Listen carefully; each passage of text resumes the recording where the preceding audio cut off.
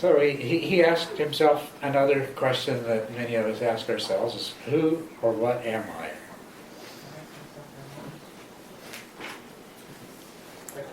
Many people have asked that question.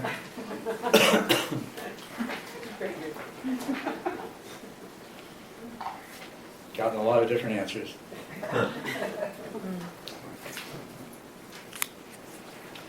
But one of the things I'll point out here, the Buddha's approach in all these things is to make the fewest possible assumptions.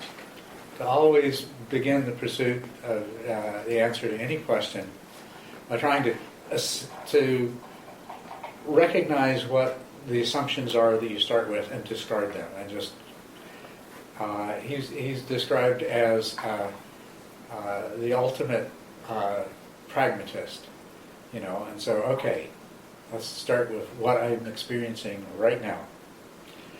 And when you do that, if you approach this question in that way, you're going to say, well, I am conscious. It's very similar to what Rene Descartes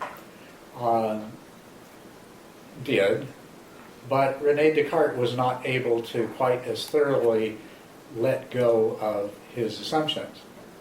And so he said, I think, therefore I am.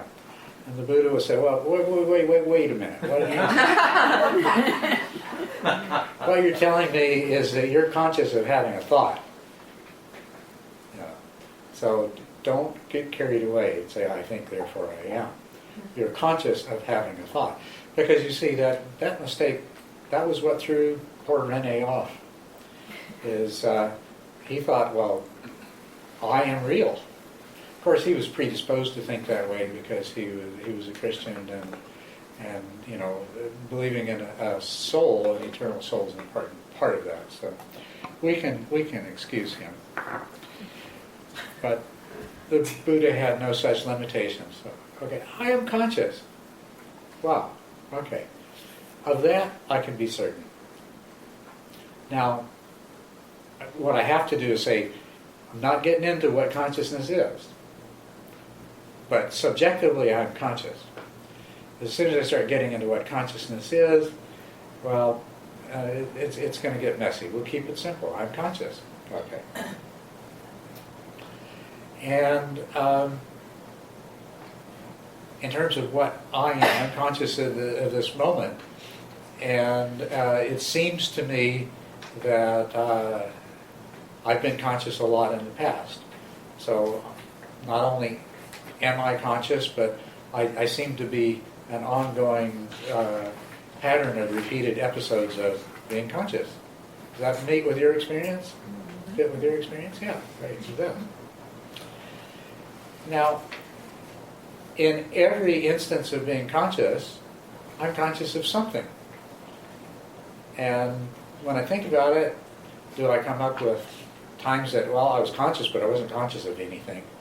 Well, not really. If I did, then maybe I could pursue the question of what is consciousness. But since I don't, I better pursue the question of what am I conscious of, since I'm always conscious of something, which is that's the direction the Buddha took. Okay, so my whole life has been a series of events in which conscious of this, conscious of that, conscious of the other thing. But what are these things that I'm conscious of? These objects of consciousness. Well, I'm conscious of seeing and visible objects. I'm conscious of hearing and sounds. I'm conscious of feeling and whatever it is I feel with my hands, sensations of my body, so on and so forth. I'm conscious of tasting and tasteable things. I'm conscious of smelling and odors, corresponding to the classic five senses. And then, of course, there's all those I'm conscious of. This was where Rene got ahead of himself. I'm conscious of thinking, conscious of thoughts, of ideas, of thinking. I'm conscious of memories. I'm conscious of mental images, of imagination.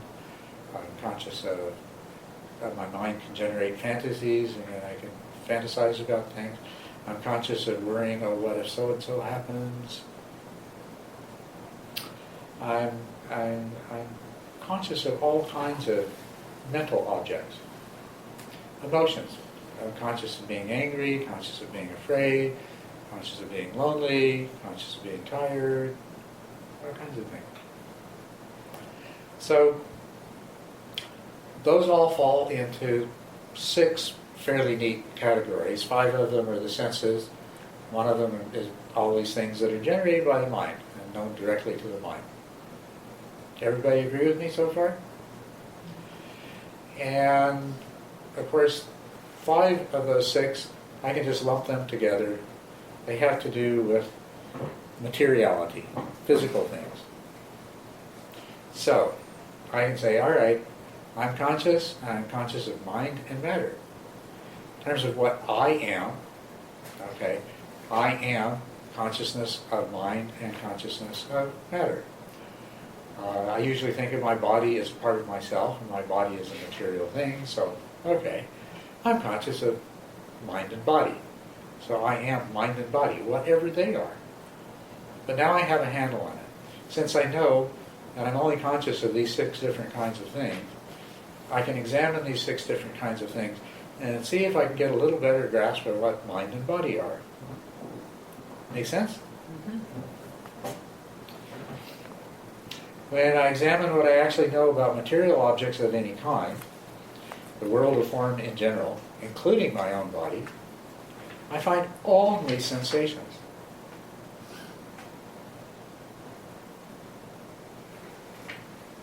Anybody want to dispute that? That's all you find. So Sensation. thoughts are sensations then too. Thoughts are a kind of sensation. Right now we're just looking at the material, Okay. not the mental objects. But we put all those mental objects in one group and say we know them directly with mind, so we'll hypothesize something called the mind sense. So those are sensations too. Here we're talking about physical sensations. So now, interesting thing, I know these material objects by means of my sense organs, which are part of my body, which is a material object. So when I said I am my mind and I am my body, now my body belongs to this category of material objects that I only experience as sensations. So let me correct my thinking here a little bit. I am not mind and body. I'm not consciousness of mind and consciousness of body. I am consciousness of mind and I am consciousness of sensations. So, I think I have a hand because I feel things coming from what I call my hand. I have sensations that I label as hand sensations, and I can direct my eyes towards my hand, and I can see my hand, and I can smack my hand against my hypothetical knee and hear a sound, so I can hear my hand. Sound of one hand clapping, right? So my hand and really the rest of my body, I've never known my hand. All I've known is the various sensations that lead me to believe I have a hand and that it looks and feels and everything else the way that it does. So now I can say that not only am I this aggregate of conscious experiences, I'm also an aggregate of sensations. They're a subset of those conscious experiences. A subset of them is this aggregate of sensations. And that's really interesting because it means that the entire material world that I thought I knew so well, I realize now all I know are the sensations. And so my mind makes a story up about these sensations that says, okay, I'm walking out into the street, I'm opening my car door, I'm getting into this thing called a car, and I'm driving to the store. But that's all a story my mind makes up because of a bunch of sensations already. And of course we could have a reference to the movie The Matrix and say, okay, computer, jam a thing in the back of my head, and the computer says, feel this, feel that, feel the other thing, and what's his name? Neo experiences himself walking out into the street, taking his car keys out of his pocket, opening the door, firing it up, and driving down the street. But it's just because Neo had those sensations, and his mind obligingly made up the story to match the sensations. So I realized my whole life has been like that. That's what makes the Matrix good, is because it helps people to realize that, yes, indeed, you could be a brain in a jar with some mad scientist just feeding the stimuli in, and you would think you're walking on Mars and flying through the air and doing all kinds of stuff. Now I know I've been doing that my whole life. So I am an aggregate of conscious experiences, and a subset of those is sensations.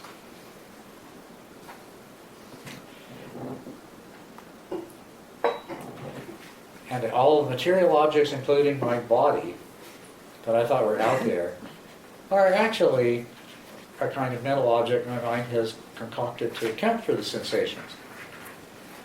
So that particular mental object, the one I call body or car or all these other things, what those are perceptions. And each of those perceptions is something created by my mind.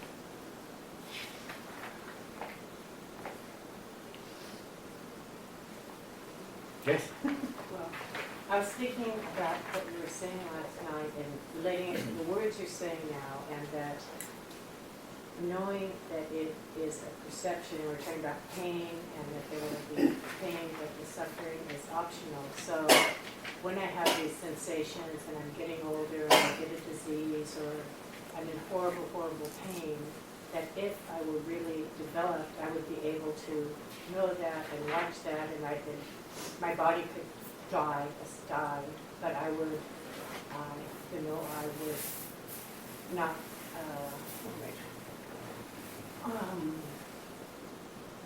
I would not suffer, but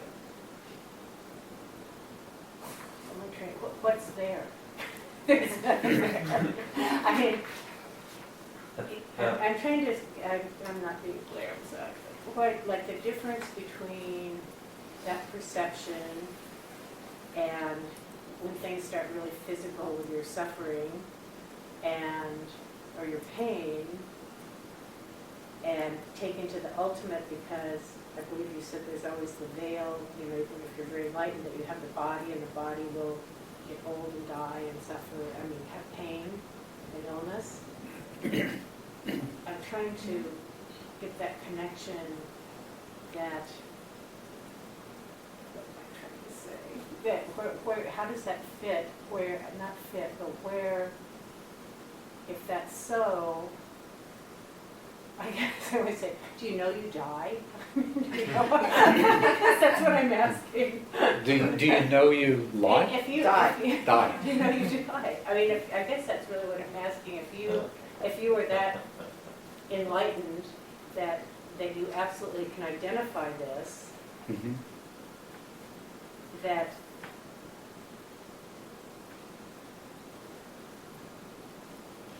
I you're think kind of turning up the steam on sensation, the more pain you would have, or perception of all these sensations. I didn't get the last part there. Well, I'm just trying to equate the words of this, which and applying it to, but we are in these human bodies that have no self, and yet I'm going to have these. Okay. I think you're trying to jump ahead to the end, until we get through until we go through all these other things. It will make more and more sense as we go along. You're worried. You're asking questions based on only partial information at this point. So please, let's come back to that. But let's go through all the information first. Yes. I'm just sort of trying to figure out this first one. It seems like it's saying that, like, no things actually exist. Is that what it's saying? Or Is it saying what? no material things actually exist out there? Okay. Now this is something that I want to clarify. What it is saying is that all I can know are sensations. Okay. And my mind says, oh, well, those sensations are due to a cup. It makes, you see, I don't have any experience of this cup that I imagine that I'm holding in my imaginary hands. All I have is shapes and colors Okay. that my eye perceives, and sensations of warmth and pressure and stuff in my hands. The cup, whether a cup exists or not, I cannot discern directly. Okay, at this point there's the possibility that there really is a cup there, and there really are hands there, and the cup is producing the sensations in my hand, and that my mind is accurately making up a story about a cup, and there actually is a cup that corresponds to the story. But I don't know that.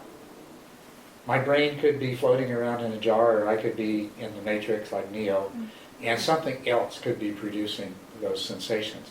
I cannot know where those sensations come from. Oh. Now I'll tell you where I'm glad you brought that up. But what it's not saying is that nothing exists. It's not saying that nothing exists. All right. And this was a mistake that was made in the past by people who were studying the Buddha's teaching.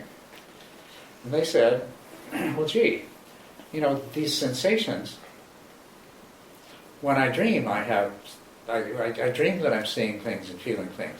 So maybe these sensations are not coming from somewhere else. Maybe these sensations are coming from my own mind. And so they jumped to the conclusion that nothing exists, or what they said is there's no reason to assume anything exists outside the mind. So they said nothing exists outside the mind. They didn't like that idea. They were fond of this thought that they had, and said, my gosh, I think this is true. Nothing exists outside the mind. It's all a figment of my imagination. And they were called the mind-only school. They believed that's all there was mind. And therefore, all these sensations are coming directly from my mind. So if I could learn to control my mind, I could turn this cup into anything I wanted. Right? I could live in any world I wanted, just like in my dreams. But what they were doing is they didn't understand these other things that we've already talked about. And these sensations don't come from your mind. They come from outside your mind. And the reason we know that is in the dream, sensations that arise and pass away don't obey any consistent set of laws, of causal laws. And that's exactly how you know you're dreaming. When in your dream you jump out of a third-story window and flap your arms and fly, that doesn't correspond to the laws of causality. But when you're awake and jump out of a third-story window and flap your arms, you smack on the ground. And that happens every time, over and over again. And that event is consistent with everything that you've ever done. Every time you've dropped your teacup, every time you've seen anything else fall. So the difference between dreams and sensations is that the sensations arise and pass away in strict accordance with laws of causality that you have discerned and are quite aware of. And so we can totally disregard the notion that your sensations come from your mind. Your perceptions are mental creations. They're the story. But the sensations that they're based on do not come from your mind. I mean, they could come from another mind. They could come from a computer. They could come from a Vulcan mind meld. They could come from somewhere else that is mind. And you perceive it as matter because mind versus matter is one of the stories that your mind tells you to distinguish thoughts from sensations. But the thing that you know with absolute certainty, sensations do not come from your mind. They come from outside your mind. There is another reality beyond your personal mind. And that's important to grasp. So to say that material objects don't exist, well, the chances of them existing the way that I think they do are pretty slim. And as a matter of fact, if I pay attention to other people, and Chris says, that's such a beautiful cup, I love that color of yellow, and I say, God, it reminds me of baby puke. it just shows you that we all perceive things differently. As a matter of fact, we come up with a lot better examples than that. We all perceive things quite differently because our perceptions are a creation of our mind, but the sensations that they're based on have a consistency. If you touch a hot stove and I touch a hot stove, we'll both feel the same sensations. So material objects do not exist the way we see them. But to say that the sensations that we base our stories on don't exist independently of the mind is just plain foolishness.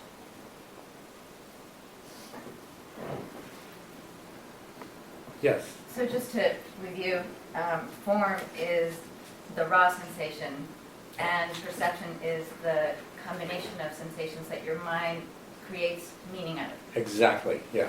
Creates the what. So, for example, form would be yellow, hard, this size, and whatever. That would be form, and perception would be cup. Something like that. Yes, yes. That's And right. both are mediated by the mind, Yeah, but and they're not that's both right. from the mind. Yes, and we'll say just a little bit about the sensations. Properly speaking, we should call them sense percepts, because the yellow of the color that you see is actually created by your mind. What causes your mind to create the sensation, the sense percept of yellow, that's something from outside of your mind. You see, because, well, if I could go inside your mind and see this cup from your point of view, I might say, oh, that's the color I've always called red. You know, so I don't know that your mind produces the same sense percept, but what I do know is that whatever produces the sense percept of yellow in my mind is the same thing that produces the sense percept of yellow in your mind. But yes, absolutely everything else you said, yes. Your mind puts together all these sensations and that perception you have. All these things are perceptions. They're all mental constructs, mental formations. So there's actually, I don't want to call it the real cause of sense perceptions, such as whatever those combination of colors that cause the rods and cones in our eyes to see color. And then there's how each of us perceives them. Yeah, that's right. So in other words, there's senses, but then there's how you perceive those senses That's right, individually. And then there's the aggregate of perceptions, which is another thing. Well, okay, what I would put in here is this. First of all, there is something that is the source of those sensations and those sense percepts. Let's call that ultimate reality. You can't know ultimate reality, but you have the sensations, and your mind will make a sense percept, make sense percepts. So sense percepts are really, they're a kind of perception too. They're a very simple perception. And then your mind will put together shape and color and tactile sensations and stuff like that, and come up with a more elaborate perception that we call perception of a cup. So it's perception of yellow and perception of cup. Right? Okay, thank you. And those are all formed by your mind. In the rupa category of the sensations, we might as well, we might as well put the sense percepts in that category, because if we don't, we get too intellectual and we might confuse ourselves, and we don't want to do that. But then when we do get more intellectual and say yes, but, then we have to say, okay, granted, yellow is also a perception. Okay? So, I mean, we're creating these categories for the sake of their usefulness. But when we say form, are we talking about ultimate reality, or are we talking about our perception? No, we are not We're talking, about when our we talk perception. about, remember form, the aggregate of form is part of me, who I am, the personal self, an individual. Okay? And form is my experience of the sensation. So form is my sense percepts.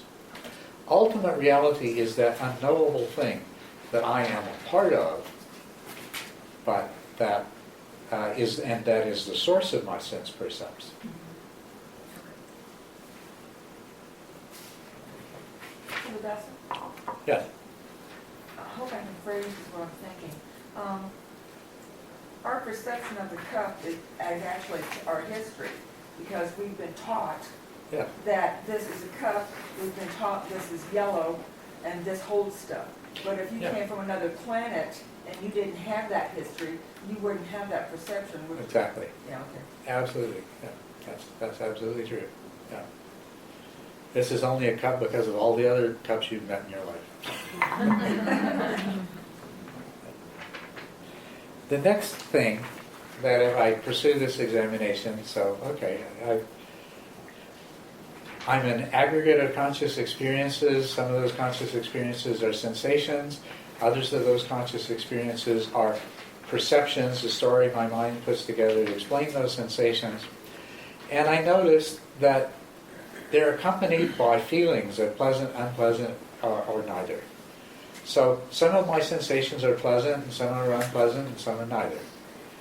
Some of my perceptions, the things that I perceive, are pleasant. They arouse in me the feeling of pleasantness.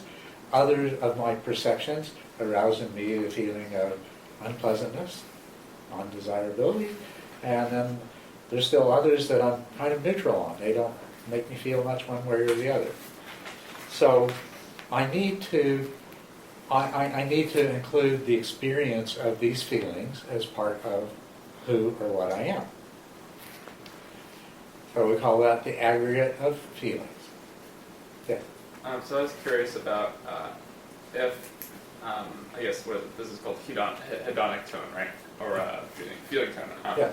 If it's at what level it emerges. Like, it doesn't seem to me like maybe blips of color would have pleasantness, unpleasantness, or neutrality. Or a blip of sound would have that. Does it arise at the level of perception, or?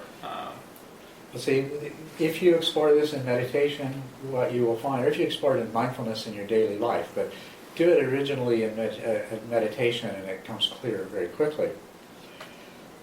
A sensation arises, and each sensation has associated with it the same hedonic quality of pleasant, unpleasant, or neutral. And then when your mind elaborates it into a perception, there's a second hedonic experience of pleasant, unpleasant, and neutral associated with the perception. The two are different, and they can be opposite. The feelings that are being produced can be pleasant, but the perception that results can be of something unpleasant. Or vice versa. The feelings can be unpleasant, but the perception can be pleasant. Or neutral. Any combination of those. Because the feelings elicited by sensations are separate from the feelings elicited by our perceptions. Okay? And the feelings are produced by your mind. The feelings associated with sensations are pretty much hardwired in. Okay? Stick a thorn in your hand, and it's going to be unpleasant, right? Whereas a gentle touch is going to be pleasant. That's more or less hardwired in. But your perceptions are totally created. The feelings associated with your perceptions are created by your mind, and can change. What you perceive as pleasant on one occasion, you could perceive as unpleasant on another occasion. Okay, so that's an important thing to know about it. Sensations are hardwired? Is that what you said? What's that? That sensations are pretty much hardwired? They're more or less hardwired. Not totally, because nobody's born hardwired with the perception that that purple is a wretched color. On the other hand, most people would probably find the combination of purple and yellow not quite as appealing. Right? But both of those are variable. Some people will love purple and other people won't really like purple. And you can come to love purple and yellow, especially if you watch cartoon shows where the guys in the cartoons are purple with yellow spots. or you could come to detest it. So like the pretty much is an important thing. We're born with a predisposition. I mean, there's even some people, it's hard for me to imagine because I don't experience this way, but there's some people who find what most people would consider a painful experience to certain kinds of pain to be pleasant. Wouldn't that be the perception? I think that might be the perception, but I don't know, since I can't get in the mind of these people, you know. So. What did she say? Wouldn't that be perception? I think, you know, definitely in the case where something unpleasant, a sensation that is inherently unpleasant, if you associate it with some pleasant thing, then you would have a perception due to that anticipation. That would be an elaboration in your mind. Wouldn't it maybe be pain? Like unpleasantness already putting some kind of good, in my perception, some kind of good, bad label on it. Yeah. Unpleasant versus pleasant. So then let's say a thorn in your hand causes some kind of pain. Yeah. And then whether or not you suffer from it is the perception. Well, Right? whether or not gain you... pleasure from it. Suffering is definitely a perception. If your mind generates unpleasantness in response to it, yes, absolutely. You're absolutely right there. And that's one of the things that we set out to change, is we want our minds no longer, even though the thorn produces an unpleasant sensation, what we want to do is get to the place where we don't need to have a strong mental reaction of unpleasantness in response to that. Yeah, exactly. Okay, I see where you're going, and I agree totally. The last of these is just, it's a summing up of what's left over. Okay? So I've reflected on this collection of conscious experiences. Some are sensations, some are mental objects.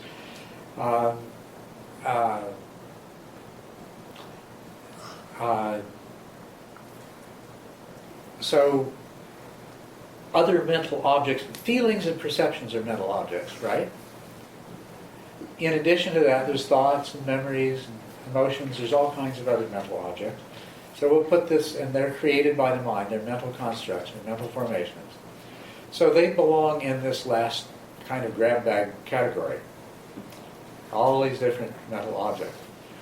But when I think about it, there is something else, other kinds of mental formations that don't necessarily become the objects of consciousness, but they're definitely there. I know by inference they're there, by observing myself, even if I don't experience them directly. They operate in the background. They manifest externally as loves and hates, desires and aversions, worries, hopes, fears, and especially as the intentions that drive my behavior. Some intentions I'm conscious of, other intentions I'm not conscious of. But I know, whether I'm conscious of them or not, I know that there is some kind of mental activity, a mental construct that I call an intention that is driving my behavior. An intention is an impulse towards a particular activity to achieve a particular end. And so whether I am conscious of them or not just everything I think, and not just everything that I say and do, but also everything that I think, and even the emotions that I feel, are being driven by intentions that I may not be conscious of.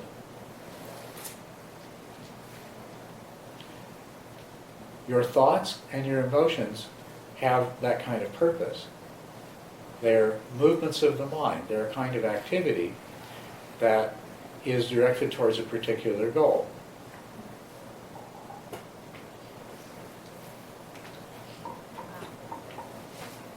So all of these other things the Buddha lumped together as mental formations. Perceptions are also mental formations, feelings are mental formations, and he separated those out from the rest of these because when you do this kind of self-analysis, they do stand out. But this recognizes the presence of all of the rest of them. So a very important part of who I am is this other great collection of mental formations. So what I want to ask you here is, if you followed this, is there anything about you as an individual person that's not accounted for here?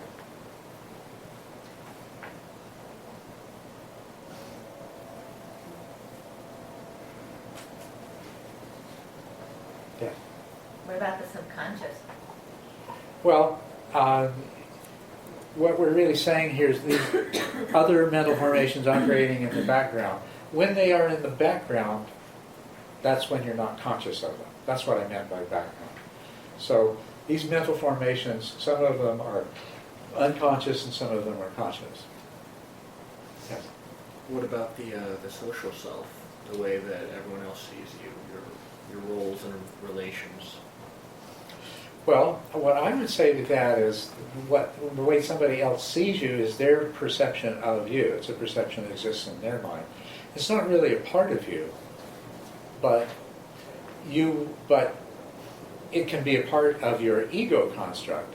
You can want people to see you in a particular way. You can deliberately try to manipulate other people's perceptions so that they'll see you in a particular way. And so you can have the experience of, well, everybody thinks I'm this, but in my heart I really don't. I'm not. Right? So what you are is what you know yourself, not what you've made somebody else appear. Made yourself appear to be to somebody else. Does that make sense? Yeah, it does. Because other people's perceptions of you, in many cases, you don't know them at all. You often misunderstand them. Ever met somebody who goes to a lot of trouble to appear to be one thing, and everybody just thinks they're pretentious? Yeah. It just seems like your outward behaviors and everything should matter in who you are. It seems that you separated yourself from the rest of reality. Well, the idea here is that your outward behavior is a result of this last category, mental formations. And your outward behavior is an expression of your perceptions and your desires and your aversions and what you hope to achieve. I guess it just kind of blurs for me It blurs for you? Well, when I think about it. well, there is a sense in which we are not really separate. I mean, you are who you think you are, and I am who I think I am. But you are also what I think you are, and you are also what everybody else thinks you are. But we're not talking about that aspect. Here we're talking about the person that you perceive yourself to be. Okay? We are all interconnected, and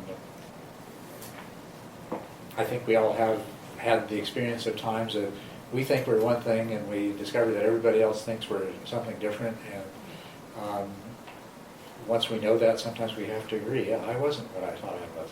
I'm something different. Yeah. Your question was about like anything about you at all that isn't covered here? Is that- In these 5 aggregates. What about the physical? The physical is covered by the aggregate of form. Oh, okay, yeah, Yeah, that is your body. okay. Your body is really just the sensations and the story the mind makes about the sensations. So is this sort of, are these 5 aggregates sort of a remedial phase before you actually understand that you're not separate from everything else, that you tend to perceive yourself in these forms? Well, these are, I'd rather put it that these are what you really are. Pardon? This is what an individual person really is. We imagine ourselves to be something other than this, but this is what we really are if we examine it closely. The nature of an individual person is these 5 aggregates.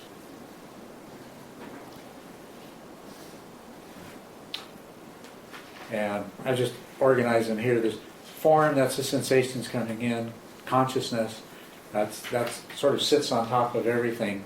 So you're conscious of, oops,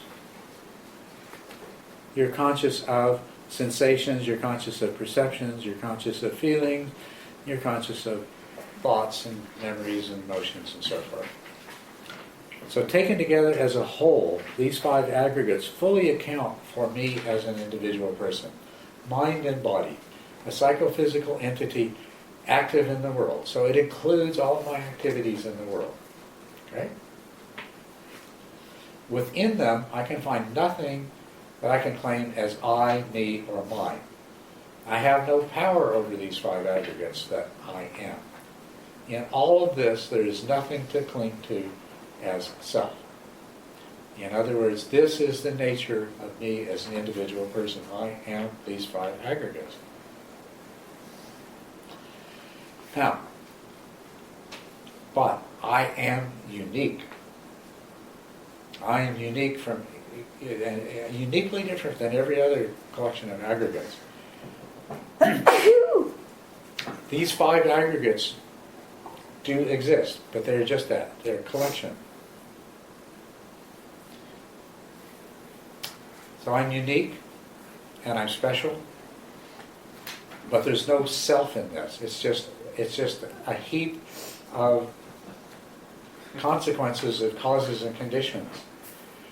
All of these things in these 5 heaps, they're just effects produced by the coming together of causes and conditions, which we've already seen are all part of a much greater whole.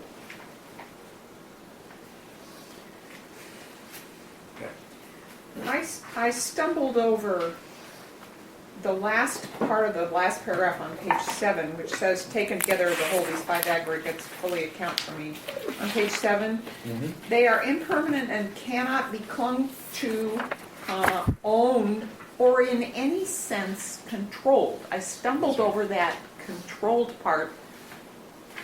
Maybe I'm laboring under an illusion that part of my job is to become more and more consciously responsible for the state of my consciousness. And that is your job. I didn't say that you can't influence, or you can influence the direction of the evolution of this is all process, right? Okay, yeah. And the process can direct its own evolution. Okay, so there's not a contradiction. There's not a contradiction here. Okay. What I'm saying is that you can't control any of these aggregates. They are what they are. They are what they are because of causes and conditions. Many of those causes and conditions are internal. And this is where karma comes in. Right now you are these 5 aggregates. You don't have control over that because it's determined by the past. Who you will be tomorrow, you can influence today. Okay? Because you are creating yourself. You are a self-creating process, and you're creating your future self. And it's an interesting thing. You have far more influence over the kind of person you will be in 10 years than you do over the kind of person that you will be tomorrow. And you have almost no influence at all over the kind of person you're going to be a moment from now. Because you make little tiny changes moment by moment. When you understand the direction you want to go, when you understand the kind of person you want to be, then you make little tiny changes moment by moment. And each of these little changes you make expands and it flowers. So the changes you make now in this moment, they'll be a little bud tomorrow. And 10 years from now, they'll be fully flowered. Thank you. Okay. Yeah.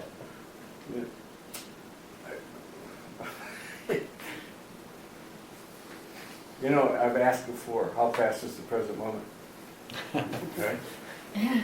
And what that discussion was about the present moment. And I think that if you really get into seeing where you are in the present moment, that you can accelerate that change so that the little Yes. bitty pieces, instead of spreading out over 10 years, can reduce a whole lot. Mhm. That's right, because each one, this is where intention comes in. Intention is about how you'd like things to be in the future. Because the only reason we have intentions is because we have this capacity to project into the future and say, well, I'd rather it be this way in the future rather than that way. And so you do things that are directed to making it be this way rather than that way. And the same thing with yourself. When you begin to understand that who I am in the future is the result of what I do, then you start generating intentions that will mold and shape you. Now, if for a very only a very brief period of time do I hold those intentions, then they're not going to have nearly as much impact as if I hold those intentions repeatedly in more and more present moments as they unfold. And whether or not I do that is all going to come from how well I understand. If I understand that I have the capacity to make myself a wise and happy being who is free from suffering, if I truly understand that, then I'm going to hold those intentions really consistently, and I'm going to get there very quickly. So I can become a Buddha in as little as 7 days. According to the Buddha, inside his Patana Sutra, he said it can only take 7 days. He said, but even if you're sloppy, you should be able to do it in 7 years. That's what he says. It's all about how well you really understand and really believe that you have this power. Okay? Because after all, you have a good intention now, but then you have a bad intention a moment from now that cancels it out. It's all for nothing. Okay. So that's the 5 aggregates. It's a rather amazing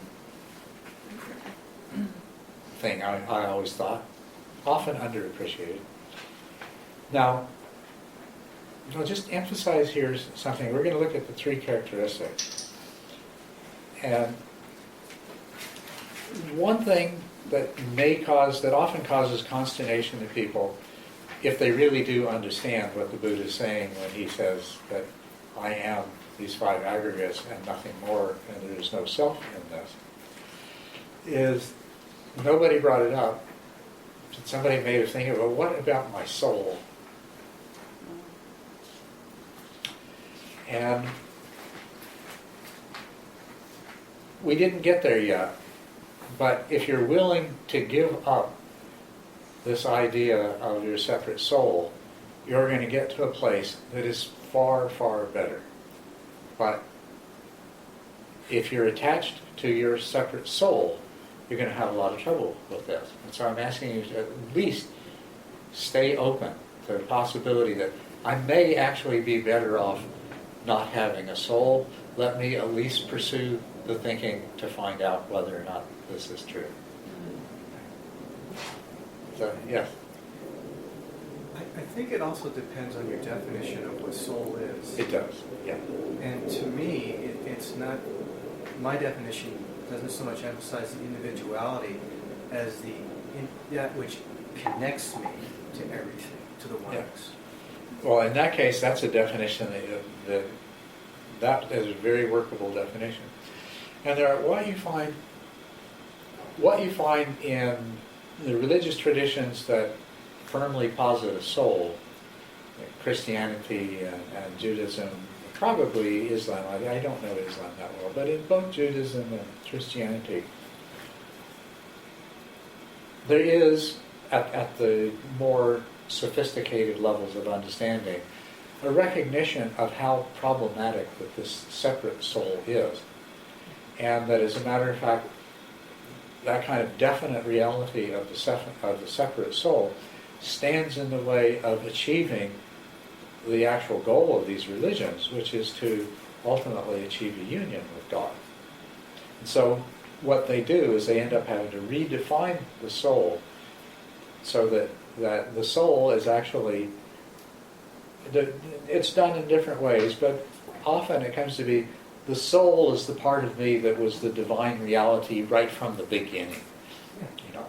And so in that sense, it stops being a separate thing that belongs to me and is the subject of all this suffering anyway. This is where we're trying to get to. Yeah. I think maybe for me, part of the confusion would be the consciousness aggregate. Whether or not that is, because I tend to think of that as different, like what, you know, Stephen might be conscious of right now is different than what I might be conscious of right now. And how do you account for that? Then I get confused. That different people are conscious of different things, and you are conscious of different things in different moments. See, that's the nature of consciousness, and that's why in this, we're not really talking about consciousness, we're talking about the aggregate of conscious experiences. What you, as an individual person, are, is an aggregate of specific conscious experiences. Consciousness itself, which we don't look at in this, the consciousness itself is only differentiated by its objects. And so consciousness is actually a universal property. But at least in terms of people, everybody in this room is conscious. Everybody in this room is conscious of different things. And the consciousness itself is no part of what differentiates us from each other. It's the objects of consciousness that individualize us. I mean, I think that's what I think maybe causes the idea of soul, I think is what I was trying to say before. Well, okay, and it is. People try to do that, but they run into exactly the same problem. They say, okay, my consciousness is my soul. Consciousness is. But then when they try to make that personal, that's when it collapses. Because consciousness isn't personal. I mean, consciousness exists. When you say, I am conscious of something, there's the thing that I'm conscious of, and then there's consciousness. But what individuates the consciousness is the object.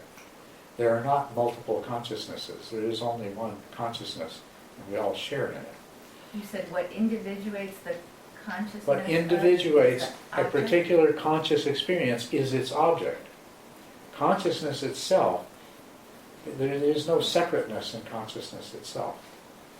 So there can be no separate soul. There can't be my soul and your soul can't be. That would mean it'd be two different consciousnesses, and there aren't two different consciousnesses. There's that set of consciousnesses of, and this set of consciousnesses of. And what makes that set different from this set is what we're conscious of, not the consciousness itself. Consciousness does not have that property of individuation. I guess what I'm confused about is how it gets divided into your consciousness of and my consciousness of. Does that make any sense? I guess How it that's gets- probably a much further question maybe, but Well, like why the You know, the consciousness, object? why is all it the divided consciousness into, ofs don't include each other or something like that. right? Or- why are they divided into all these different heaps? Okay, well, You know? let's put it another way. Let's say, okay, since they are divided into all these different heaps, I think this is the same question, but turning around another way. We'll ask ourselves, okay, so they're divided into all these separate heaps, but is it possible that that division could disappear? Is that the same question? Turned around? It implies a different answer. It's the same question, but it implies a different answer. The answer being, yes, it is possible. It is not necessary that consciousness be isolated, that you cannot know what, you cannot share in another being's consciousness of. Okay? Because that, in fact, is one of the things that happens when your self-individuating mind acquires a certain degree of wisdom, it begins to let go of the barriers. And as it lets go of the barriers, consciousness, which is a single, pure, and universal principle, begins to have the kind of access to all the objects of consciousness, which in a sense was its own right the entire time. Put it another way. Yeah. The illusion that you can't be conscious of everything is just that, an illusion. Yeah, I mean, I think I come from that base of idea, but then I start to get confused when what you said, like that it comes from the object, that what determines its individuation is the object. How is that? Or Well- does everybody else get that? Okay. Well, so I know exactly what you're saying. Your mind creates the object, and your mind creates its own separateness. This is what as we go along here, we're going to talk about exactly that the mind projects thingness on something. This is ultimate reality in its totality. Your mind projects the little boundary that separates one part off from another and makes it an object. Your mind creates a thought by isolating it from the whole. It creates a sensation by isolating it from the whole. But the heaps are individual, I almost said separate. How it transcends, The heaps are kind of, The heaps are separate, but they're only separate because the mind makes them separate. right. Oh boy, I'm sorry. Sorry, no. This is good. It's really clear. Ultimate reality involves no separation. All separation is imposed by the mind. Okay, so in ultimate reality, the heaps aren't separate. In ultimate reality, the heaps are not separate. But in your perception of yourself as an individual person, your mind is making them separate. And as a matter of fact, in my mind's perception of you as separate, it's my mind that's making you separate. So from all separation exists only within a mind. If I were to try to explain that to one of my children, they would do lots of things, but believe me, okay? It's like how do you, if you're not here, or if you're not interested, if you're not following a practice, how do you discover that? How do you discover this? I mean, lots of people suffer and never discover why they're suffering. Exactly, yeah. I thought of an image of the separation. Maybe it's good for children. The teacher brought it. It's like raindrops. You know, we might all be here, but we're one water. Yes, I'd use an even better example. You can take a body of water and you can make a little cube out of wire, and you drop your little cube in, and where it hangs, okay, I've made that water separate from the rest. There is a cube of water, and I can move it over a little bit, and I have a new cube of water. It contains some of the same water as the last cube, and some different water. Wherever I move my little wire cube around, I have a cube of water, but it's all the same water. It's a distinction that's created by my little wire cube. It's a distinction that's created by your mind. Yeah. The nature of an individual person, the 5 aggregates. Maybe what you had asked, is there anything missing that people can see? The fact of where we put that wire in the water. Yeah. Just that is based on our karma, or how we're perceiving of the objects. How there's that other underlying, which is maybe the base on even just dividing things. Basically, and then furthermore, the individual characteristics of all those subdivisions. Yes. Where you put the wire cube in the water, how it moves, and how it can be subdivided. All of this is a result of causes and conditions. It's all inherent within the whole. So karma and causes and conditions are inherent in each of the 5 aggregates, and so we don't need to list it as another part of the stuff. That's Or lack right. thereof. Yeah, karma is one kind of causality. Okay. It's one kind of causality, right? So would we need to put all the different causalities, even though that might be impossible, in order to define the nature of the individual person? Well, we could define the individual person from the point of view of causality. And there is physical causality, so there's the physics and chemistry. There's the biological causality, there's the DNA and everything that makes an individual person have the certain characteristics they do. There is the psychological causality, which is a person with that particular mind is going to behave in the way that's dictated by the structure of their mind. Each of us is different psychologically, so there's psychological causality. And then there's karmic causality. And karmic causality, that's how we form ourselves.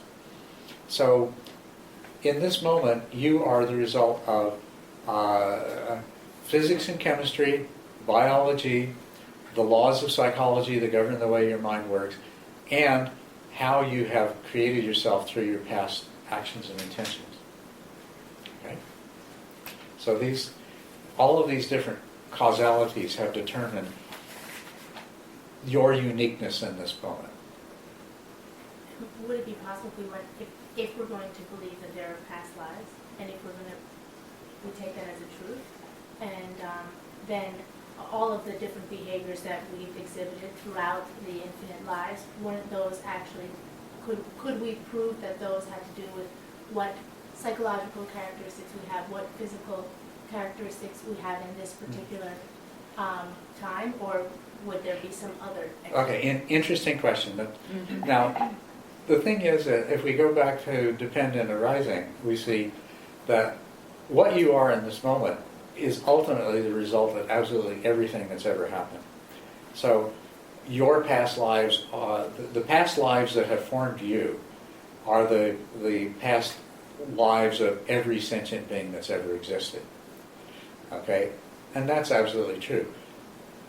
Where we end up getting on thin ice and making a mess of things is we try to say, well, no, actually what I am is a result of this one particular being that lived in the past.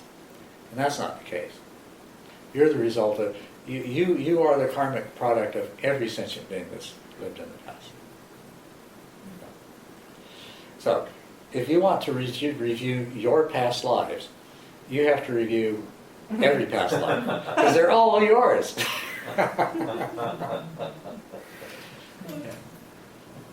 another question. Yes. Is the universe infinite and eternal? What's that? Is the universe infinite and eternal? And eternal. Well, depends on what you mean by the universe.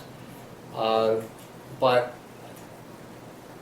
what we can surmise about ultimate reality is that it's infinite and eternal. So, Therefore we are. and therefore we are too. Yeah. Although just knowing that doesn't help us much. Yeah, but there's always there's always that little thing about, well, I'm going to remember that. You know, I'm going to base my future based on my past lives. Yeah. There's always that little thing that goes in there with that kind of, Right. Yeah. and I've not heard you say yes or no to that. To the remembering that? Is- No, yeah, well, yes, but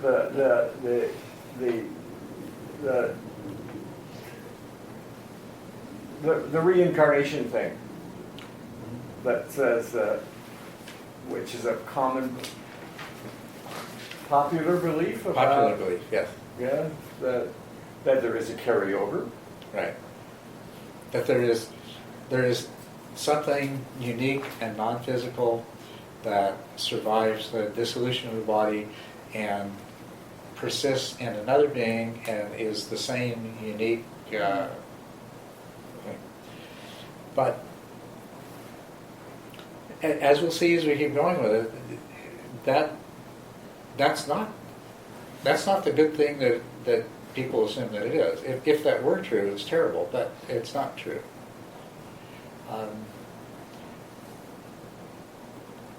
let's go back to past lives. Why would anybody want to know what, if reincarnation was true, why would anybody want to know their past lives? And part of it might be, it would make them feel better about things, because they say, okay, well, I understand now why this is the way it is.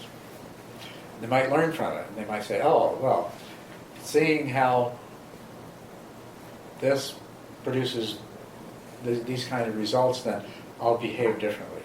Okay?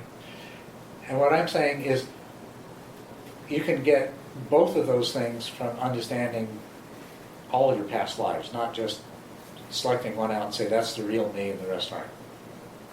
You don't need to have this linear sequence of separate individuals, which you aren't even in this in this life. You're not even the same person that you've been throughout your entire life.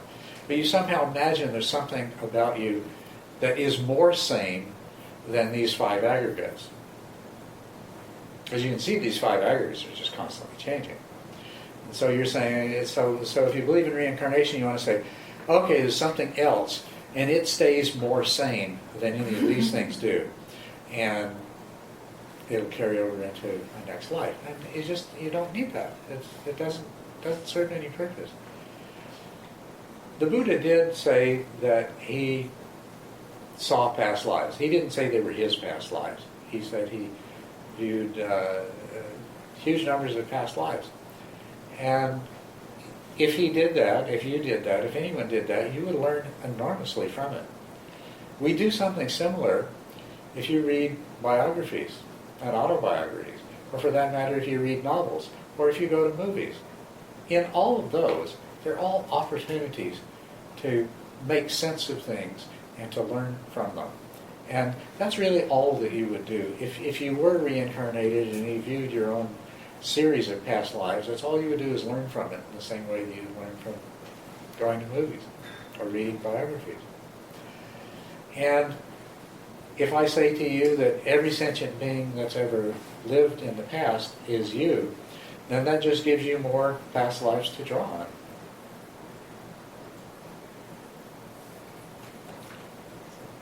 I don't want to let this opportunity slip by. Yeah. Okay? We have movie night here every So, And there's popcorn.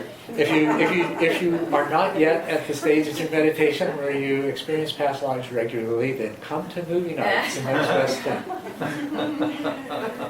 When is it?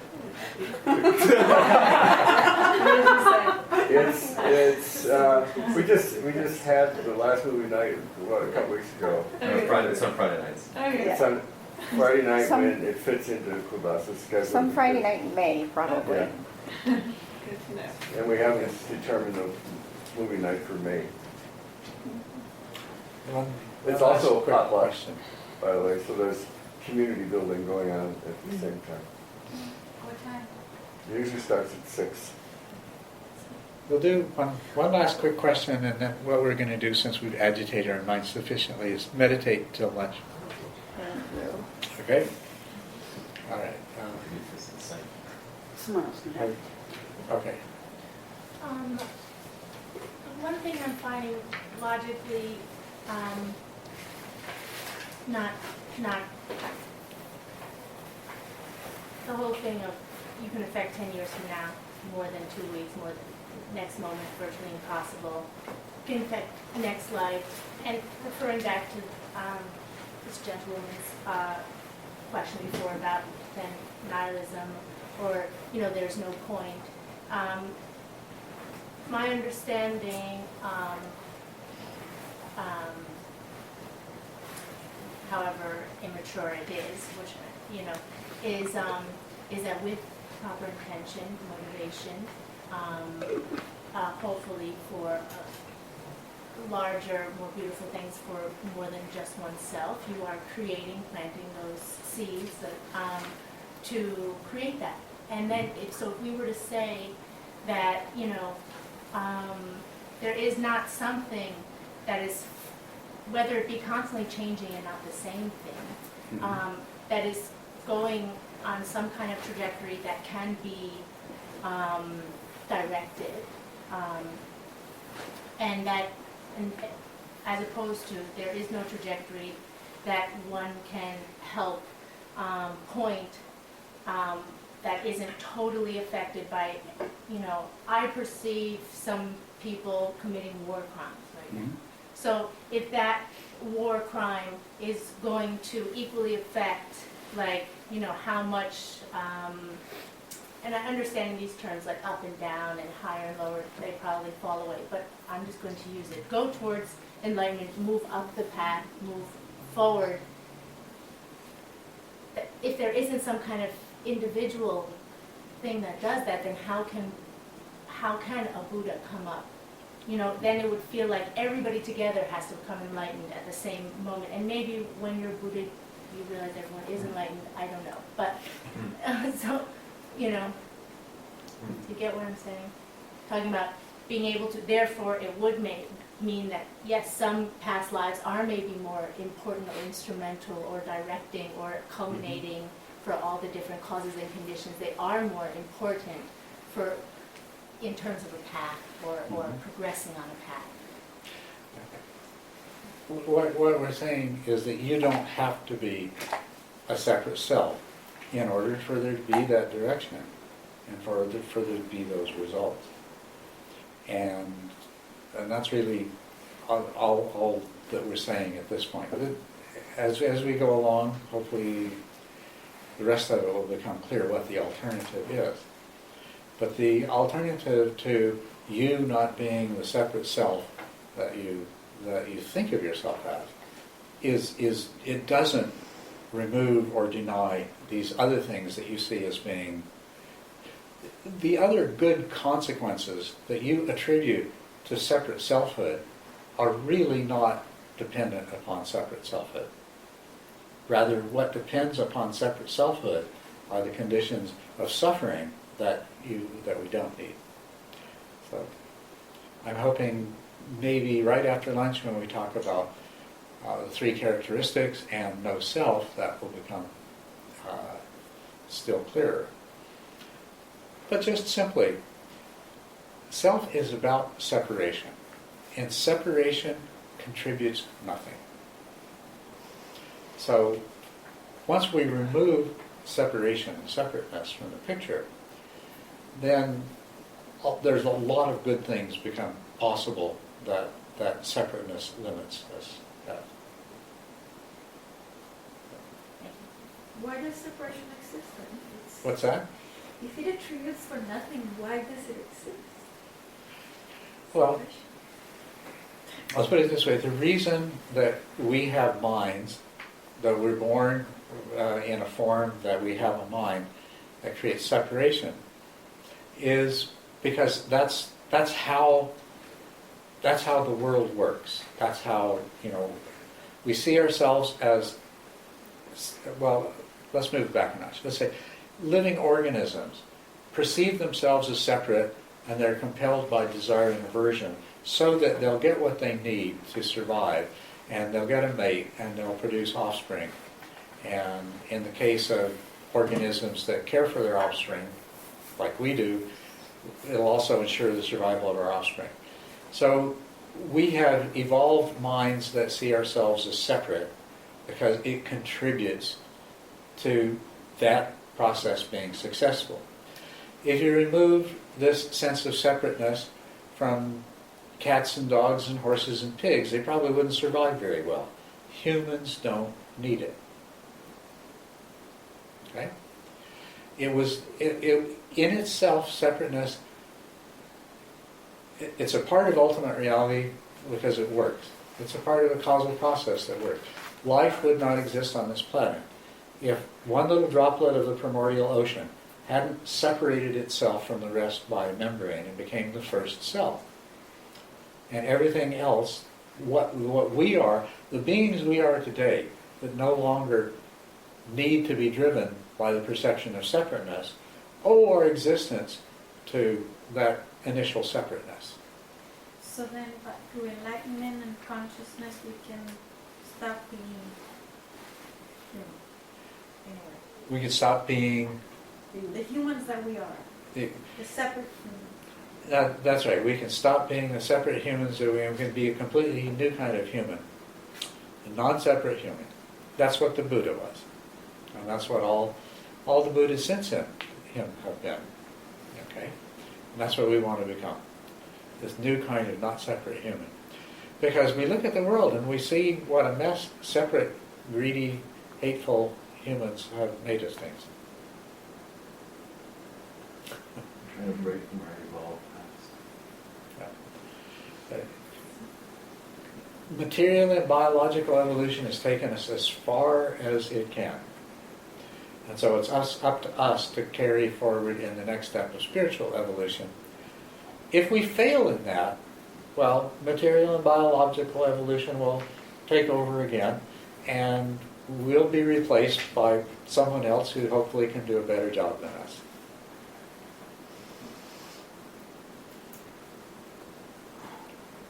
Because I think that the ultimate destiny of the world is that everybody becomes completely enlightened.